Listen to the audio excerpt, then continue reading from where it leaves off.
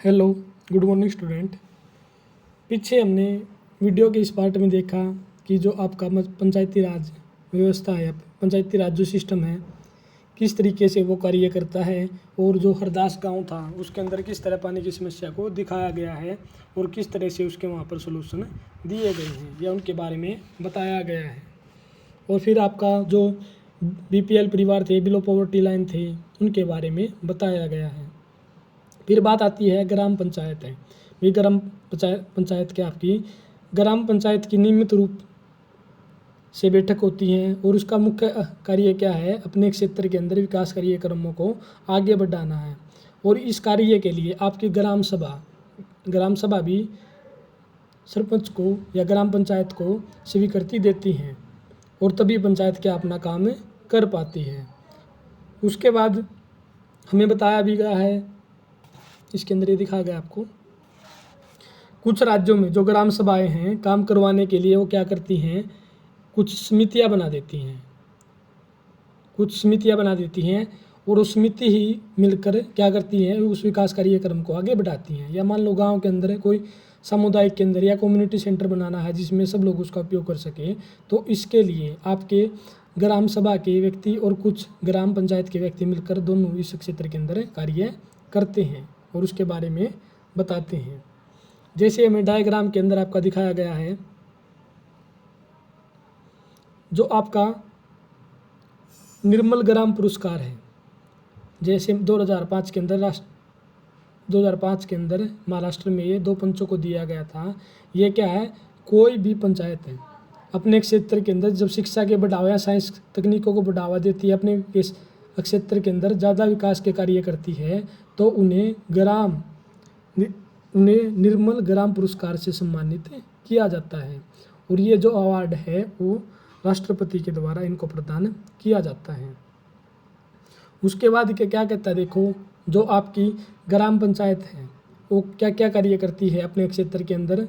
इसमें सड़कों, नाली, स्कूल, भवन, पानी के स्रोत और अन्य सार्वजनिक उपयोगों के भवनों का निर्माण और उनके रख रखाव करती है। स्थानीय कर लगाना और इकट्ठा करना।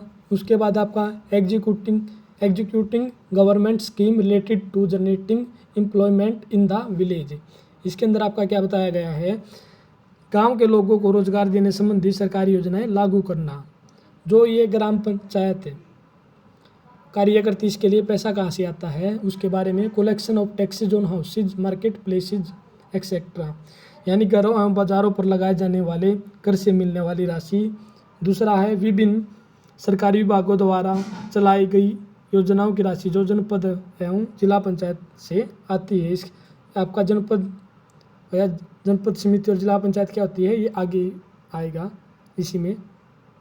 और डोनेशन फॉर कम्युनिटी वर्क, यानी कि समुदाय के काम के लिए मिलने वाले दान से। इसमें आपको दिखाया भी गया है आपका, जैसे मैंने बताया था जो एग्जांपल आपको किस तरह से समितियाँ काम करती हैं। यहाँ एक हरदास गांव का बारे में बताया गया, जिसे हमने पीछे देखा कि वहाँ पर क्या पानी की समस्या है और किस तरह से उसको दूर किया जाता है। कुछ व्यक्ति तो ये कहते हैं जो हैंडपम्प है उनको हम पक्का कर लेते हैं और कुछ और नीचे गहरा कर लेते हैं, उनकी खुदाई करवा लेते हैं। लेकिन कुछ ये कहते हैं कि भाई ये परमानेंट सोल्यूशन नहीं है, हमें क्या है दूसरा सोल्यूशन उसका करना चाहिए। लेकिन जब ये बात चलती है मुद्दे, तो उस समय आपके वहाँ पर पंच, सरपंच और वहाँ पर आपका सचिव उपस्थित होते हैं। लेकिन जो हैंडपम्प की बारे में बता रहे हैं, जो पानी की समस्या के लेकर जो पंचायतें होती हैं, वो क्या कहते हैं कि ये सब चीज़ें हमें ज़रूर करनी चाहिए और जो निर्णय लिए जाते हैं उसी समय आपके वहीं पर आपके जो पंच, सरपंच और ग्राम सभा में जो फैसले होते हैं, जो मुद्दे होते हैं और क्या उनके नतीजे निकल के आए, उसके बाद जो आपका सचिव होता है उनके निर्णय को रजिस्ट्री के अंदर दर्ज कर लेता है। फिर भी वहीं पर वो जो पानी की समस्या है वो कंटिन्यू बनी रहती है। इसके लिए कि वहाँ पर क्या होता है कि कुछ पंच ये कहते हैं कि मान लो जब ग्राम सभा की दोबारा मीटिंग होगी तो लोग दोबारा फिर क्वेश्चन करेंगे, क्यों ना, क्या वाटर शेड या जो जल संवर्धन विकास कार्यक्रम था वो इतना ज़रूरी है। तो इसके लिए वो क्या कहते हैं, वो ग्राम सभा से कहते हैं कि हम इसके बारे में आपके जो आपका BDO है यानी कि ब्लॉक डेवलपमेंट ऑफिसर है, उससे मिलेंगे और उसके बारे में ज़्यादा जानकारी इकट्ठी वहाँ पर हम करेंगे।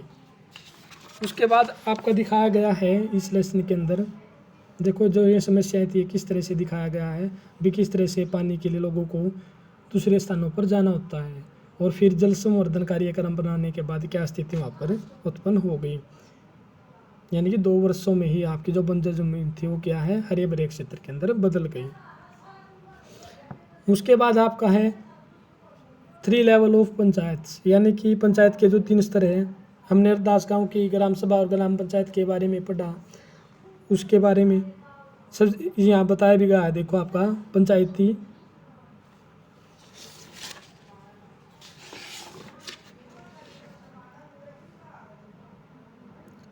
System is a process through which people participate in their own government. जहाँ panchayati raj system is the first tier या level of democratic government. The panch and the gram panchayat are answerable to the Gram Sabha because it is the members of the Gram Sabha who elected them। यानी कि इसमें क्या बताया गया है, पंचायती राज व्यवस्था एक ऐसी प्रक्रिया है जिसके द्वारा लोग अपनी सरकार में भाग लेते हैं। पंचायती राज व्यवस्था लोकतांत्रिक सरकार की पहली सीढ़ी है। ग्राम सभा, ग्राम पंचायत यानी कि जो ग्राम पंचायत होती है ग्राम सभा के प्रति जवाबदेही होती है, क्योंकि ग्राम सभा के लोग इसको चुनते हैं। इसी प्रकार आपके पंचायती राज व्यवस्था के 2 और स्तर हैं। दूसरा क्या आपका ग्राम पंचायत के बाद दूसरा स्तर विकास खंडों का होता है। इसे जन पंचायत या पंचायत समिति का नाम इसको दिया गया है। विकास खंड स्तर पर पंचायत समिति के ऊपर आपका जो पंचायत समिति है उसमें कई गांव की पंचायतें आपकी शामिल होती हैं, और जो जो आपका पंचायत समिति या जनपद जो पंचायत है विकास आपके खंड लेवल पर या ब्लॉक लेवल पर, उसके ऊपर भी एक पंचायत होती है किसका नाम दिया गया है, जिला परिषद या चेयरमैन का नाम उसके अंदर उसको दिया गया है। जिला परिषद एक जिले के स्तर पर विकास की योजनाएं बनाती है। पंचायती समिति की मदद से जिला परिषद सभी पंचायतों को राशि अनुदान करती है या भेजती है कि आप अपने क्षेत्र के अंदर जो समस्या इन पैसे से आप उसको सोल्व कर सकते हैं। और देखा जाए तो हमारे संविधान के अंदर, कॉन्स्टिट्यूशन के अंदर पंचायती राज व्यवस्था से जुड़े कानून भी बनाए गए हैं। प्रत्येक राज्य के अंदर आपके कुछ कानून एक दूसरे से अलग हो सकते हैं। इसका मुख्य कारण क्या होता है, इसका मुख्य कारण यही है कि अपने गांव की व्यवस्था में लोगों की भागीदारी बढ़े और उन्हें अपनी आवाज़ उठाने के लिए ज़्यादा से ज़्यादा मौके वहाँ पर मिले।